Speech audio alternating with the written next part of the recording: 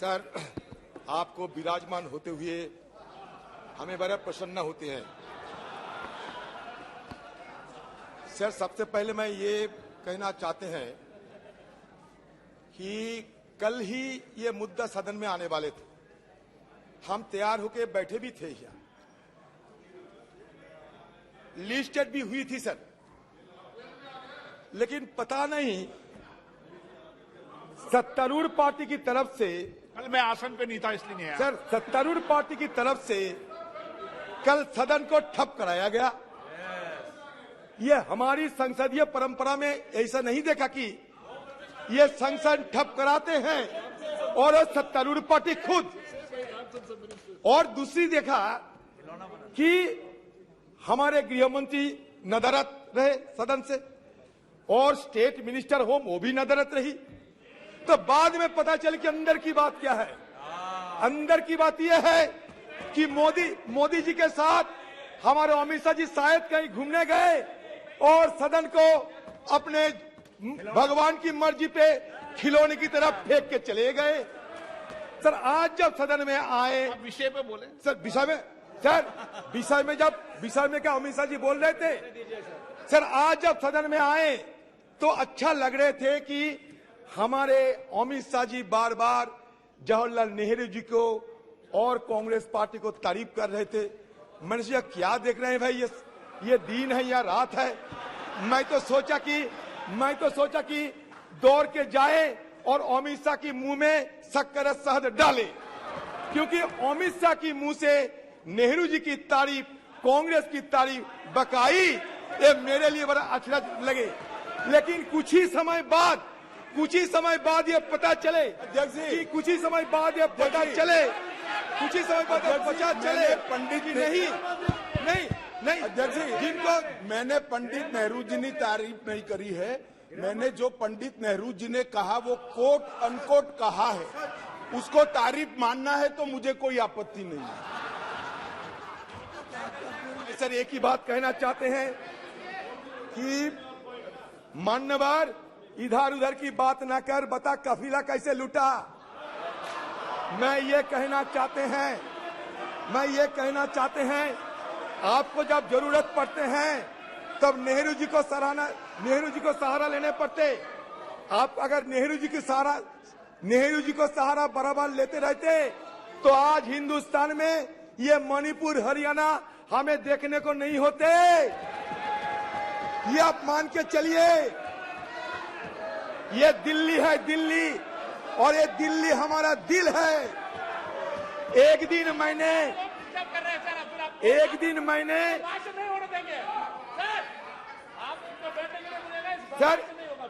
मैंने अपने रूह से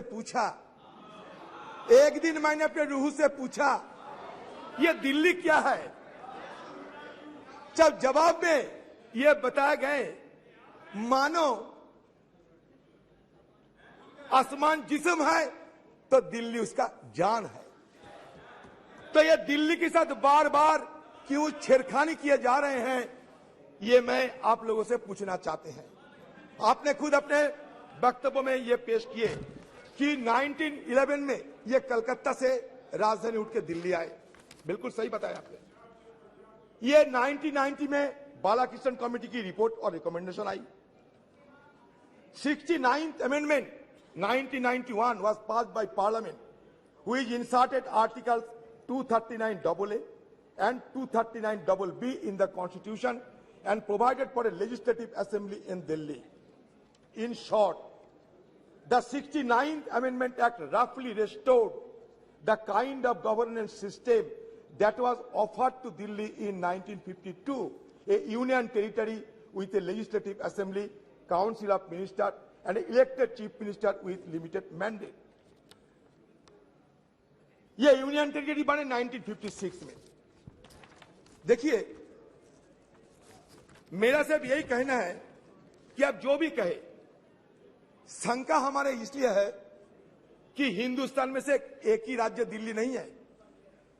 अगर दिल्ली में इस तरीके की छेड़खानी होते रहेंगे तो इसके चलते आप धीरे धीरे हिंदुस्तान की बाकी राज्यों में एक किस्म के ही हमला करते रहेंगे।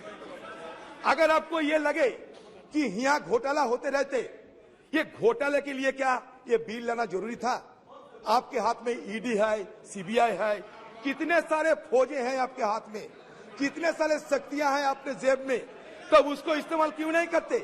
ये घोटाला की चलते, घोटाला की विरोध करने के लिए आपको क्या ये बिल लाना जरूरी था? मैं ये सवाल पूछना चाहते हैं।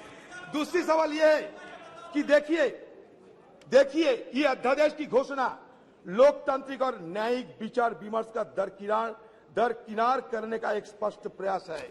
क्योंकि मैं बता रहा हूं, क्योंकि सुप्रीम कोर्ट की 2023 संविधान पीठ के फैसले के महज 6 दिन बाद ही 17 मई 2023 के अध्यादेश को मंजूरी देने वाले कैबिनेट प्रस्ताव पारित किया गया था, जबकि अध्यादेश को 19 मई को ही कानूनी रूप दिया गया और उसी शाम जैसे ही सुप्रीम कोर्ट की छुट्टियां शुरू हुई, इस अध्यादेश को जनता के लिए लागू कर दिया गया। ये सही है, ये गलत? अब बताओ, इतना जल्दबाजी क्यों आपको लगे कि अध्यादेश के तहत ये बिल लाना जरूरी समझा है आपने? क्यों ये अध्यादेश लाने की क्या जरूरत थी?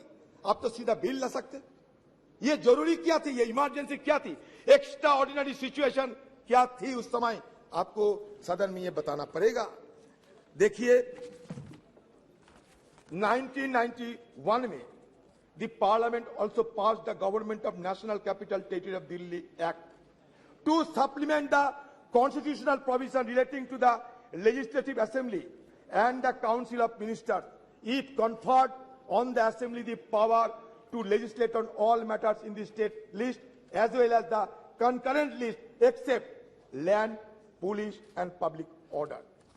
Further, in 2018, the Constitution Bench of the Supreme Court has dealt with the issue of the powers of Delhi government.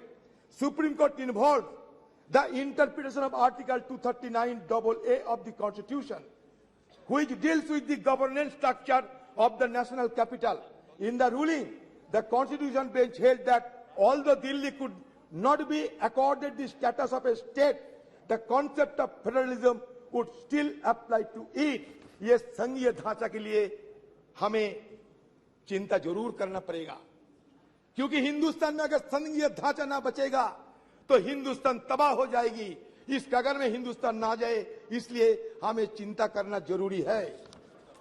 The 2018 ruling said that with the introduction of Article 239AA in the Constitution, Parliament envisaged a representative form of government for Delhi while seeking to provide a directly elected legislative assembly with legislative powers over matters within the state list and the concurrent list barring those exempted. कल हमारा सदन में जब परसों ये चर्चा होते समय हमें जब विरोध करना जरूरी महसूस किया, तो हमारे कोई नेता, ज्ञानी नेता यहाँ उठ के कह रहे थे कि हमारे एरुडाइट हम लोग नहीं है, ये कानून नहीं समझते। मानते हैं, उन जैसा फ्लैम्बोयेंट लीगल लुमिनरी मैं कम से कम नहीं हूं, ये बिल्कुल मानता। लेकिन एक बात जरूर कहना चाहते हैं कि ये जो आपकी तरफ से जो बयान दिया गया था वो भी हमारे पास है। वो ये था कि ये आपने माना कि verdict itself had noted that since there is no central legislation governing the services and the decision making process in Delhi, the power would lie with the elected government. ये आपका तर्क है। आपका दूसरी तर्क ये है, the center has removed the basis and reason on which the judgment was given. The Supreme Court decision on the interpretation of Article 239AA, entry 41 in the absence of any specific parliamentary legislation dealing with the subject of services seemed to be an acknowledgement of the Supreme Court as the superior authority of Parliament to make laws for national capital. ये आपका तर्क यही है।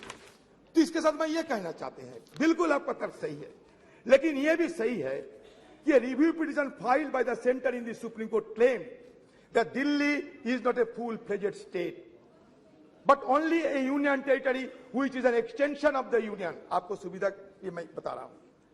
The parliament is Delhi's true legislation. ये भी आपने कहते, true legislation. ये भी आपने कहते। The center has argued, however, the May 11 judgment addresses the contention by acknowledging that though Delhi is not a full-fledged state, its legislative assembly is constitutionally entrusted with the power to legislate upon the subjects in the state list and concurrent list. आपके यहाँ बहुत बड़े बड़े वकील बैठे हुए हैं, हमारा रविशंकर प्रसाद जी वो भी है, आप खुद आप देख लीजिए। द यूनानिमस जजमेंट, मैं एक बड़े मेन स्ट्रीम पेपर से मैं ये उद्धृत करते हैं। The unanimous judgement held that though Delhi is not a state under the first schedule to the constitution, it is conferred with power to legislate upon subject to give effect to the aspiration of the people of NCTD. It has a democratically elected government which is accountable to the people of the NCTD. Under the constitutional scheme envisaged in Article 239AA Clause 3, NCTD was given legislative power which, though limited in many aspects, is similar to states. In the sense, with the addition of Article 239AA, the Constitution created an asymmetric federal model with the Union of India at the center and the NCTD at the regional level. Sir, हमें ये कहना है, जब चुनकर नुमाइंदे आते हैं, चुनकर जब लेजिस्लेटिव असेंबली बनते हैं, तो क्या उनका लेजिस्लेट करने के अधिकार नहीं दिया जाएगा? सब छीन लिया जाएगा? बचपन से सुन के आते हैं कि चोर कतवाल को डांटे। यहां तो लगते हैं कि चोर सिर्फ कतवाल का नहीं, कलेक्टर को हुक्म कर रहे हैं। क्योंकि यह सारे जो हमारे लेजिस्लेटिव असेंबली रहेगा, ये लेजिस्लेटिव असेंबली को खत्म करते हुए ये ब्यूरोक्रेट्स पे सारे जिम्मेवारी, सारे अधिकार ब्यूरोक्रेट्स पे सौंपा जाते हैं। ब्यूरोक्रेट्स फैसला करेगा सरकार कैसे चलेगी। ये क्या सही होगा देश के लिए? हमें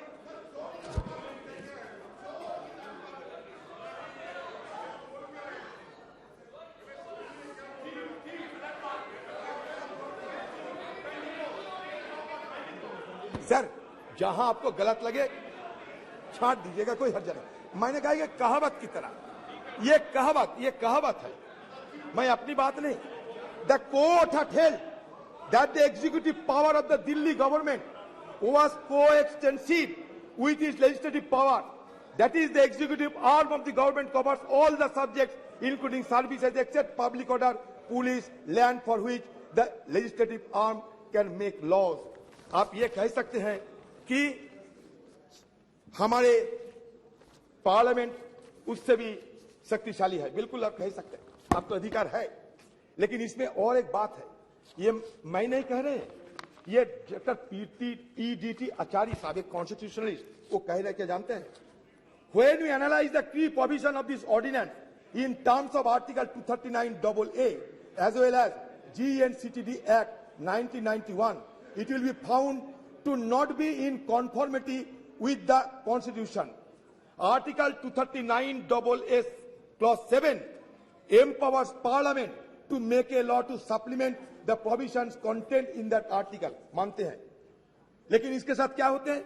To supplement the provision does not mean making contrary provision. Parliament has not given any power in this article to make a law conferring all powers on the Lieutenant Governor with respect to the administration of the territory of Delhi. हमारा आपत्ति है, ये कानूनी आपत्ति है sir. ये हम कोई मनगढ़ंत आपत्ति नहीं करते, कोई अलायंस के चलते, ये कोई दूसरी वजह से। ये हमारे फेडरल स्ट्रक्चर इसमें बड़ा संगीन हालत में गुजर सकते, इसलिए हम पहले ही चेतावनी देना चाहते हैं।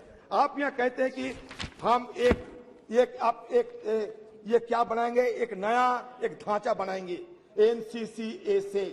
क्या होगा उसमें जो चीफ मिनिस्टर रहेगी उनकी बात नहीं चलेगा, जो सेक्रेटरी वो फैसला करेगी, और सेक्रेटरी अगर चाहे तो चीफ मिनिस्टर की कोई सिद्धांत पे वो वेटो भी दे सकते हैं। ये चीफ सेक्रेटरी ये क्या करते हैं?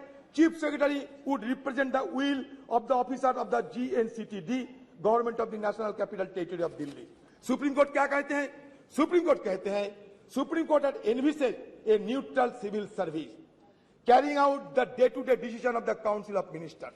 The NCCA attempts to bring civil service officers out of the administrative control of the elected ministers who embody the will of the people and transform them into power lobby. हमारा यही कहना है कि सारे क्षमता अगर ब्यूरोक्रेट पे छोड़ देंगे आप, तो हमें चुनकर यहां आने की क्या जरूरत है।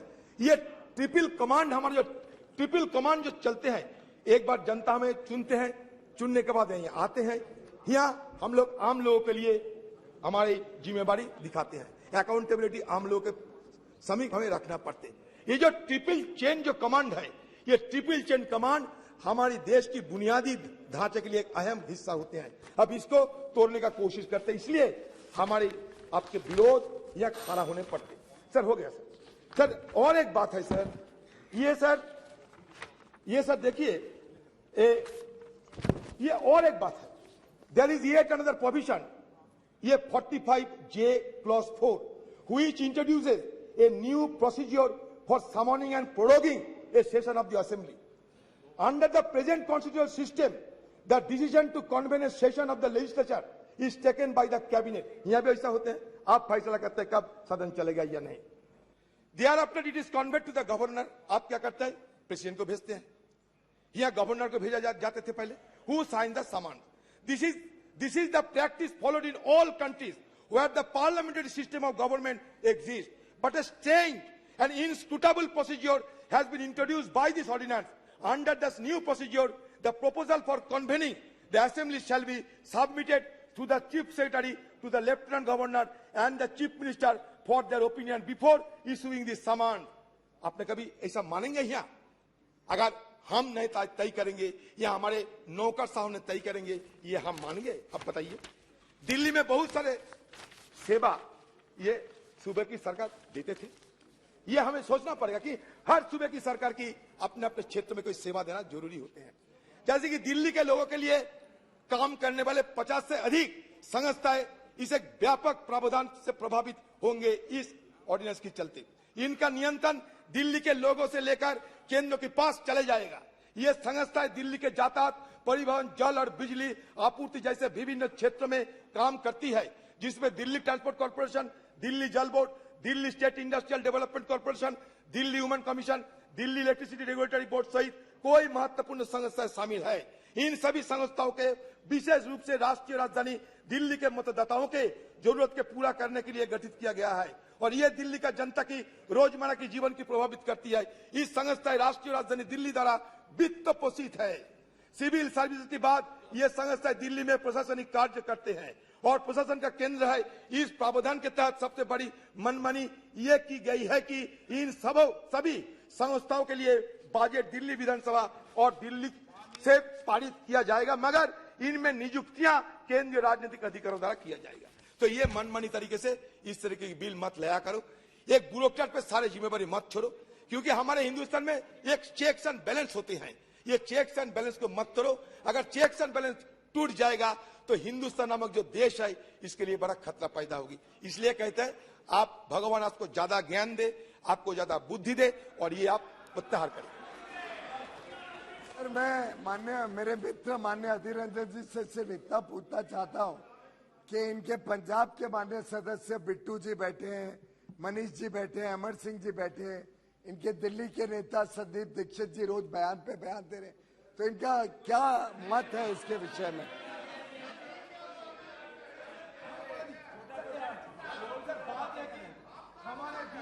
हमारे बीच दरार पैदा करने की कोशिश ना करे तो बेहतर होगी। इधर उधर की बात मत कर, बता कफीला कैसे लूटा। रमेश दुड़ी जी।